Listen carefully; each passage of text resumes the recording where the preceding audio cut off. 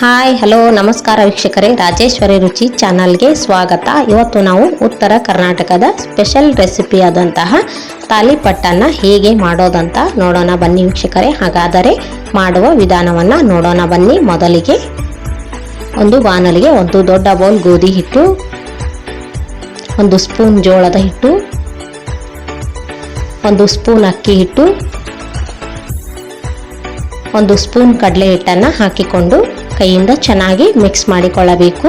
ನೋಡಿ ವೀಕ್ಷಕರೇ, ಈ ಪದಾರ್ಥಗಳನ್ನು ಹಾಕಿಕೊಂಡ ನಂತರ ಕೈಯಿಂದ ಇವುಗಳನ್ನು ನಾವು ಚೆನ್ನಾಗಿ ಮಿಕ್ಸ್ ಮಾಡಿಕೊಳ್ಳಬೇಕು. ಈಗ ಇದಕ್ಕೆ ತುರಿದಿಟ್ಟುಕೊಂಡಿರುವಂಥ ಒಂದು ಬೌಲ್ ಸೌತೆಕಾಯಿ, ತುರಿದಿಟ್ಟುಕೊಂಡಿರುವಂಥ ಒಂದು ಬೌಲ್ ಗಜ್ಜರಿ, ಚಿಕ್ಕದಾಗಿ ಕಟ್ ಮಾಡಿಟ್ಟುಕೊಂಡಿರುವಂಥ 2 ಹಸಿಮೆಣಸಿನಕಾಯಿ, ಚಿಕ್ಕದಾಗಿ ಕಟ್ ಮಾಡಿಟ್ಟುಕೊಂಡಿರುವಂಥ ಒಂದು ಈರುಳ್ಳಿ, ಚಿಕ್ಕದಾಗಿ ಕಟ್ ಮಾಡಿಟ್ಟುಕೊಂಡಿರುವಂಥ ಒಂದು ಟೊಮಾಟೊ, ಚಿಕ್ಕದಾಗಿ ಕಟ್ ಮಾಡಿಟ್ಟುಕೊಂಡಿರುವಂಥ ಕರಿಬೇವು ಸೊಪ್ಪು, ಚಿಕ್ಕದಾಗಿ ಕಟ್ ಮಾಡಿಟ್ಟುಕೊಂಡಿರುವಂಥ ಕೊತ್ತಂಬರಿ ಸೊಪ್ಪು, 1 ಟೀ ಸ್ಪೂನ್ ಅರಿಶಿನ ಪುಡಿ, ಸ್ವಲ್ಪ ಇಂಗು, ರುಚಿಗೆ ತಕ್ಕಷ್ಟು ಉಪ್ಪು ಮತ್ತು ಸ್ವಲ್ಪ ಜೀರಿಗೆಯನ್ನು ಹಾಕಿಕೊಂಡು ಕೈಯಿಂದ ಚೆನ್ನಾಗಿ ಮಿಕ್ಸ್ ಮಾಡಿಕೊಳ್ಳಬೇಕು. ನೋಡಿ ವೀಕ್ಷಕರೇ, ಈ ಎಲ್ಲ ಪದಾರ್ಥಗಳನ್ನು ಹಾಕಿಕೊಂಡ ನಂತರ 1 ನಿಮಿಷಗಳ ಕಾಲ ನಾವು ಕೈಯಿಂದ ಚೆನ್ನಾಗಿ ಮಿಕ್ಸ್ ಮಾಡಿಕೊಳ್ಳಬೇಕು. ಇದು ಮಿಕ್ಸ್ ಆದ ನಂತರ ಇದಕ್ಕೆ ಸ್ವಲ್ಪ ನೀರನ್ನು ಹಾಕಿಕೊಂಡು ಗಟ್ಟಿಯಾಗಿ ಕಲಿಸಿಕೊಳ್ಳಬೇಕು. ನೋಡಿ ವೀಕ್ಷಕರೇ, ಸ್ವಲ್ಪ ನೀರನ್ನು ಹಾಕಿಕೊಂಡು ಈ ಹಿಟ್ಟನ್ನು ನಾವು ಚಪಾತಿ ಹಿಟ್ಟಿನ ಹದದಲ್ಲಿ ಗಟ್ಟಿಯಾಗಿ ಕಲಿಸಿಕೊಳ್ಳಬೇಕು. ಈ ರೀತಿಯಾಗಿ ಕಲಿಸಿಕೊಳ್ಳುವುದರಿಂದ ತಾಲಿಪಟ್ಟು ತುಂಬ ಚೆನ್ನಾಗಿ ಬರುತ್ತದೆ. ನೋಡಬಹುದು ನೀವು ಯಾವ ರೀತಿಯಾಗಿ ಕಲಿಸಿಕೊಂಡೇವಂತ ಇಲ್ಲಿ. ಈಗ ಇದಕ್ಕೆ ಒಂದು ಪ್ಲೇಟನ್ನು ಮುಚ್ಚಿ 2 ನಿಮಿಷಗಳ ಕಾಲ ಇದನ್ನು ನೆನೆಯಲು ಬಿಡಬೇಕು.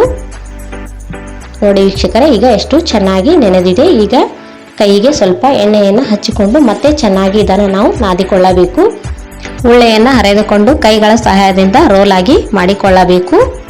ಈಗ ಒಂದು ಪ್ಲಾಸ್ಟಿಕ್ ಹಾಳೆಗೆ ಸ್ವಲ್ಪ ಎಣ್ಣೆಯನ್ನು ಹಚ್ಚಿ ರೌಂಡ್ ಆಗಿ ತಟ್ಟಿಕೊಳ್ಳಬೇಕು.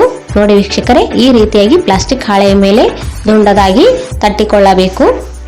ಈ ಪ್ಲಾಸ್ಟಿಕ್ ಹಾಳೆಯನ್ನು ಬಳಸುವುದರಿಂದ ತಾಲಿಪಟ್ಟು ಕಟ್ ಆಗುವುದಿಲ್ಲ ಮತ್ತು ತುಂಬಾ ಚೆನ್ನಾಗಿ ಎದ್ದು ಬರುತ್ತದೆ. ಆದ್ದರಿಂದ ಈ ಪ್ಲಾಸ್ಟಿಕ್ ಹಾಳೆಯನ್ನು ಬಳಸಬಹುದು. ಈಗ ಗ್ಯಾಸ್ ಆನ್ ಮಾಡಿ ಒಂದು ತವಾವನ್ನು ಇಟ್ಟು ಇದಕ್ಕೆ ತಟ್ಟಿಕೊಂಡಿರುವಂಥ ತಾಲಿಪಟ್ಟನ್ನು ಹಾಕಿಕೊಂಡು 1 ಸ್ಪೂನ್ ಎಣ್ಣೆಯನ್ನು ಹಾಕಿ ಒಂದು ಮೈ ಬೆಂದ ನಂತರ ಇದನ್ನು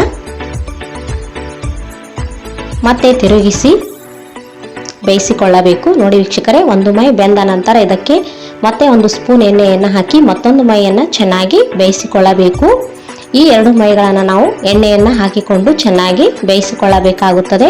ಈ ರೀತಿಯಾಗಿ ಬೇಯಿಸಿಕೊಂಡರೆ ತಾಲಿಪಟ್ಟು ತುಂಬ ಚೆನ್ನಾಗಿ ರೆಡಿಯಾಗುತ್ತದೆ. ವೀಕ್ಷಕರೇ, ನೀವು ಇಲ್ಲಿ ನೋಡಬಹುದು ಎಷ್ಟು ಚೆನ್ನಾಗಿ ಎಷ್ಟು ಸೂಪರ್ ಆಗಿ ತಾಲಿಪಟ್ಟು ರೆಡಿಯಾಗಿದೆ ಅಂತ. ಇದನ್ನು ಒಂದು ಪ್ಲೇಟಿಗೆ ಸರ್ವ್ ಮಾಡಿಕೊಳ್ಳೋಣ. ಇದನ್ನು ನೀವು ಮೊಸರಿನ ಜೊತೆ ಸೂಪರ್ ಕಾಂಬಿನೇಷನ್ ಆಗಿರುವುದರಿಂದ ಮೊಸರು ಜೊತೆ ನೀವು ಸರ್ವ್ ಮಾಡಬಹುದು. ಇದು ಬೆಳಗಿನ ಬ್ರೇಕ್ಫಾಸ್ಟಿಗೆ ತುಂಬಾ ರುಚಿಕರವಾಗಿರುವುದರಿಂದ ವೀಕ್ಷಕರೇ, ನೀವು ಕೂಡ ನಿಮ್ಮ ಮನೆಯಲ್ಲಿ ಒಮ್ಮೆ ಟ್ರೈ ಮಾಡಿ ನೋಡಿ. ಈ ರೆಸಿಪಿಯು ನಿಮಗೆ ಇಷ್ಟವಾದರೆ ಈ ನಮ್ಮ ರಾಜೇಶ್ವರಿ ರುಚಿ ಚಾನಲ್ ಅನ್ನು ಲೈಕ್ ಮಾಡಿ, ಶೇರ್ ಮಾಡಿ, ಸಬ್ಸ್ಕ್ರೈಬ್ ಮಾಡಿ. ಥ್ಯಾಂಕ್ ಯು, ಧನ್ಯವಾದಗಳು ವೀಕ್ಷಕರೇ.